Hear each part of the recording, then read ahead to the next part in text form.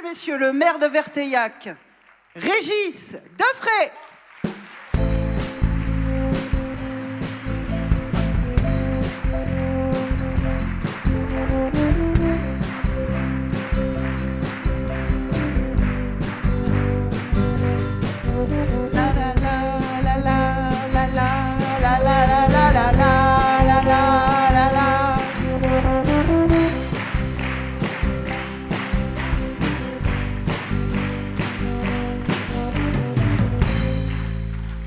Alors, bonsoir Maïtena, bonsoir à toutes et à tous. Alors, on va commencer par quelques images d'un film que vous connaissez certainement. Qu'est-ce que je vois, Madame le maire? Qui est enterré à côté de mon Marcel? Cette garce de Georgette Moreau. Et alors? Elle a toujours tourné autour de mon mari.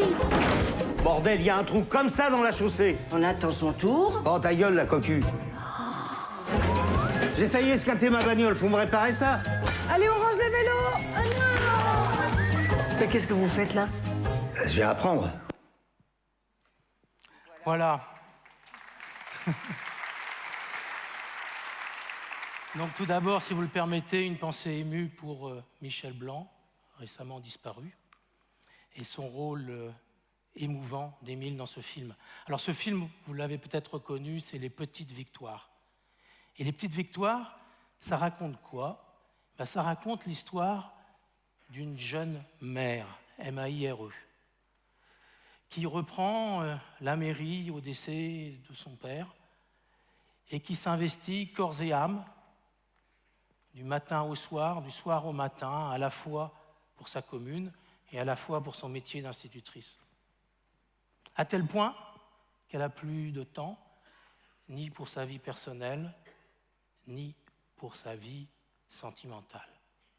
Cette histoire, en fait, c'est l'histoire de milliers de mères. L'IFOP nous l'apprend.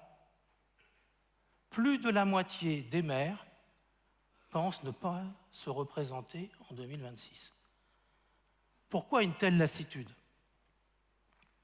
Premièrement, et le film vous l'a bien montré, c'est qu'un mandat, c'est fatigant, stressant, usant, ça vous mange complètement votre vie personnelle. Et en plus, eh bien, quand on est maire, il peut nous arriver, même assez fréquemment, de se faire interpeller, quelquefois même violemment, voire même agresser. Si on additionne ces deux faits, on comprend que beaucoup de maires pensent « j'en ai marre, j'arrête ». Et donc moi, j'ai trouvé une petite solution. Alors je vous rassure, ce n'est pas la démission. Non, non. La solution, c'est quelque chose de très différent. Alors comme on est en tout petit comité, et surtout que je sais que je peux compter sur le fait que vous soyez très discret, je vais vous donner mon secret. Alors moi, pour tenir le coup, j'ai décidé de ne rien faire. Mais alors, j'ai décidé de rien faire du tout. Alors, plus sérieusement, si moi je ne fais pas grand-chose, d'autres font beaucoup. Une ville, enfin un village comme le nôtre, c'est normalement un maire et 14 conseillers municipaux. Nous avons décidé de mettre en place 150 conseillers municipaux, un quart du village. L'idée, vous l'avez bien compris, c'est au lieu de demander beaucoup à très peu de personnes, eh bien, on va demander peu à beaucoup de personnes. Ça s'appelle la démocratie implicative. Alors, il s'est passé à Verteillac ce qui se passe dans beaucoup d'autres communes. Depuis des décennies, année par année, il y a un petit peu moins d'activité commerciale, un peu moins d'animation, un peu moins d'intérêt des habitants vers leur commune.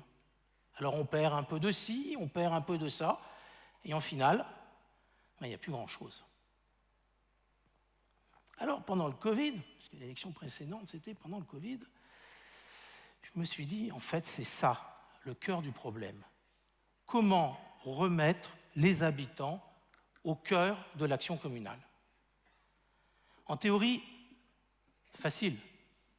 Il suffit d'ouvrir la mairie, d'ouvrir les conseils municipaux, etc. En pratique, c'est autre chose. Donc nous, et c'est là le truc qui marche, on a décidé de faire complètement différemment des autres communes, de pousser le modèle des comités au maximum. Alors c'est quoi un comité? Un comité, c'est tout simplement des réunions où se retrouvent des élus, ça c'est normal comme une commission, mais aussi des habitants. C'est ça l'intérêt. Et donc nous avons créé des comités, 11 comités thématiques. Alors la loi impose que 3 sujets restent des commissions. Donc ces 3 sujets sont les finances, l'urbanisme et les appels d'offres. C'est tout à fait logique parce que vous comprenez que ces sujets peuvent manipuler des données confidentielles. Donc là, on reste entre nous, entre élus. Par contre, Verteillac, sur tous les autres sujets, on ouvre 11 comités thématiques. Et vous allez vite trouver le premier comité qu'on a lancé. Meitena. La gastronomie? C'est ça. Ouais. Dans le sud-ouest, l'art de vivre, la convivialité, la fête. Le comité des fêtes? Et bien voilà. Eh bien, bien sûr. Et bien voilà. Et bien imaginez-vous, quand j'étais élu en 2020, ça faisait plusieurs années qu'il n'y avait plus de comité des fêtes du tout à Verteillac. Plus de comité des fêtes, plus de fêtes. Impensable pour moi qui avais connu ce village si vivant auparavant. Alors, on a été élu le 7 juillet. Le 8 juillet, on créait le comité animation. Le 14 juillet, on faisait notre première fête. Et ensuite, on organisait une immense fête du village le 15 août. C'était le début du déconfinement et il n'y avait personne d'autre, 30 km à la ronde, qui faisait des fêtes. Donc on a eu une visibilité extraordinaire. On a même eu 5 minutes sur le JT de TF1, donc c'est pour vous dire. On était très fiers. Alors ce comité animation, c'est une quinzaine de personnes. Et en particulier, il y a Lorraine dedans. Et Lorraine, j'avais été la voir avant les élections pour lui dire si tu pouvais venir dans ma liste, ça serait super. Et elle m'avait dit mais surtout pas. En aucun cas, je veux être élu. Il y a trop d'affres à être élu. Mais par contre, je veux bien faire des choses pour ma commune. Et bien Lorraine, elle a rejoint le comité animation. Et je peux vous dire que Lorraine, elle fait des choses extraordinaires pour son village. Extraordinaires dans plein de sujets, l'animation. Regardons un peu au niveau musical, concert.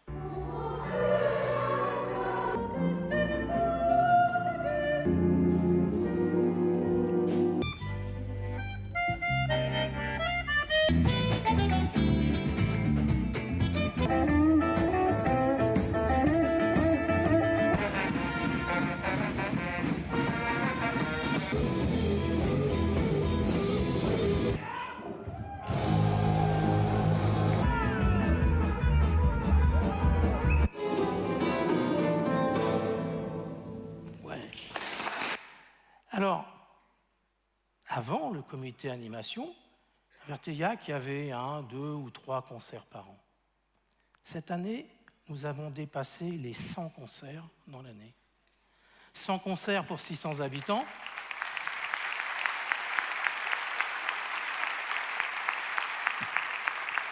Ça fait donc un concert pour 6 habitants. Alors là, je vois mon ami le maire de Roubaix qui sort sa calculette, il dit « Punaise, ça va être dur ». Alors, des concerts de tout style de musique, vous l'avez vu, à la fois du classique, du baroque, quelquefois des artistes avec une renommée internationale comme M. Thibaut Covin, ou du jazz, du blues, et bien sûr beaucoup de variétés et de pop-rock, bien sûr. Mais dans les animations, on ne fait pas que des concerts. Et donc, il y a plein de choses qui se passent maintenant à Verteillac. Et ces choses, il fallait nous les raconter. Et là, c'est le comité communication qui a décidé de faire beaucoup de bulletins municipaux pour informer les villageois. Ils se réunissent, donc voilà, il y a Frédéric, Damien, David, Edwina, etc., etc. Tout à fait régulièrement, ils conçoivent les articles, ils font les photos, ils éditent le bulletin, et voilà. Et ce bulletin, il est devenu central. Parce que c'est le bulletin des Verteillacois. Parce que, évidemment, c'est les Verteillacois qui l'écrivent. Mais surtout, c'est les Verteillacois qui redonnent le contenu de ce bulletin par tout ce qu'ils font à travers les comités. C'est devenu l'élément qui unifie le village. Alors, on a continué et on s'est dit, éditer un bulletin, c'est bien, mais pourquoi pas créer une maison d'édition? Alors, un village de 600 habitants qui crée une maison d'édition, c'est quoi ce truc-là? Ben, c'est rien, c'est juste un truc des habitants. Moi, quand je vous l'ai expliqué, je fais rien. Donc tout ce que j'ai dit, c'est, vous voulez une maison d'édition? Eh bien, chiche, on va faire la maison d'édition. C'est venu parce qu'on s'est intéressé à un artiste peintre de renommée qui était Verteillacois.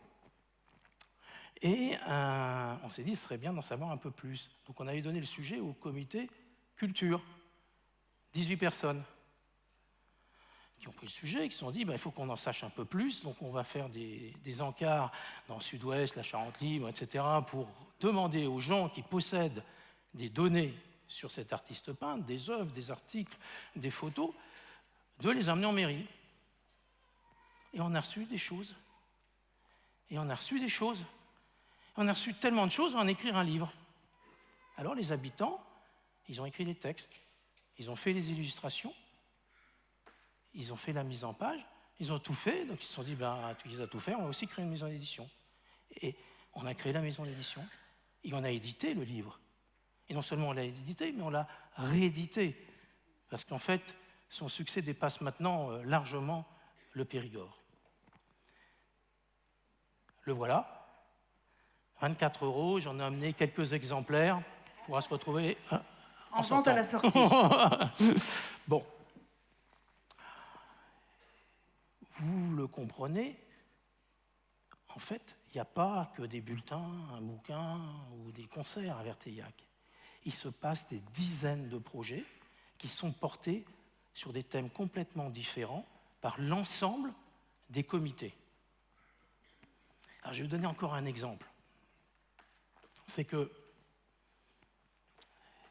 les habitants, ils ne s'engagent pas pour faire la fête. Non. Ils s'engagent aussi pour sauver des vies. Et là, c'est venu du comité sécurité, qui a créé une réserve communale. Et on a eu 93 bénévoles qui sont rentrés dans cette réserve communale. Des gens avec des parcours différents. On a des ouvriers, des anciens agriculteurs, des anciens médecins, avec des compétences complètement différentes. On a des gens qui parlent plusieurs langues étrangères. On a des gens qui savent se servir de tronçonneuse ou faire la cuisine. Ces 93 personnes se sont organisées pour être là si, par malheur, il devait y avoir une catastrophe sur notre commune. Alors, tous ces comités, ça sert à quoi? Pour la commune. On voit bien à quoi ça sert pour les habitants, mais pour la commune. Au moins 3 choses essentielles. La première chose, c'est un regain associatif. Parce que les habitants, au travers des comités, ils ont réappris à travailler ensemble. Et donc, en 4 ans, on a doublé le nombre d'associations à Verteillac. On est passé de 10 à 20. Mais aussi, ça a généré un regain économique. Parce que vous l'avez compris, un village qui était quasiment mort, il est devenu hyper actif. Et donc, ça attire du monde. Et en particulier, ça attire des entrepreneurs. Ça bouge. Et donc, dans les derniers mois, on a on a créé 12 nouvelles activités économiques dans tous les secteurs.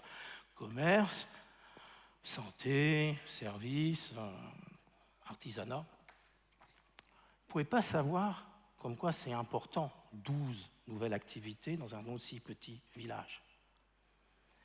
Nous, à Verteillac, on ne ferme pas les commerces on les rouvre. Exemple, hein, la photo, c'est notre mercerie qui s'est réinstallée 60 ans après, exactement au même endroit. C'est fou. C'est tellement fou que ça continue. C'est-à-dire que là, dans les mois qui viennent, on va avoir 4 nouvelles activités. Une photographe, une sophrologue, un réflexologue et un producteur de volailles. Enfin, le dernier élément, vous l'avez bien compris, c'est que ça attire des habitants. Et ça, c'est hyper important pour les maires, à la fois pour le dynamisme, mais aussi pour les finances. Et Verteillac croit en habitants. Aujourd'hui, on n'a plus aucune maison à louer. Quand il y a une maison en vente, elle part très, très, très vite. Donc, vous voyez, je ne vous ai pas menti. Moi, je ne fais presque plus rien.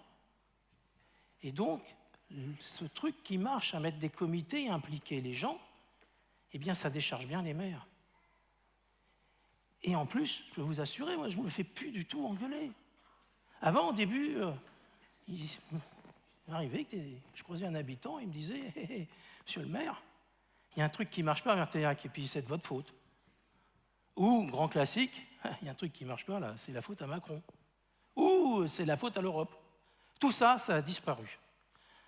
Ça a disparu parce que les habitants, ils ont compris que s'il y avait quelque chose qui n'allait pas, eh bien, au travers des comités, ils pouvaient s'impliquer pour que les choses changent. Donc, en final, c'est simple. Le fait de créer ces comités, ça permet d'impliquer un maximum de personnes à faire un maximum de trucs. Et quand je vois mon village revivre, eh bien je suis très fier de ne rien faire. Et surtout, j'espère bien continuer à ne rien faire le plus longtemps possible. Mesdames et messieurs, je vous remercie.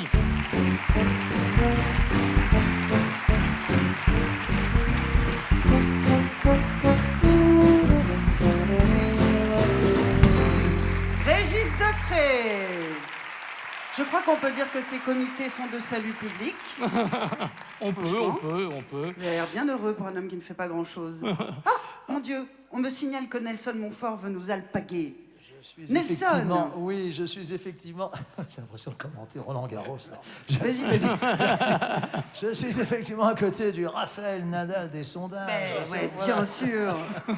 Aux côtés de Frédéric David, en plus nous nous connaissons bien, donc ça me fait extrêmement plaisir de... Bon, normalement on se tutoie, mais là il y a beaucoup de monde, donc on se vous voit. Voilà. Frédéric, vous êtes donc directeur général de l'IFOP.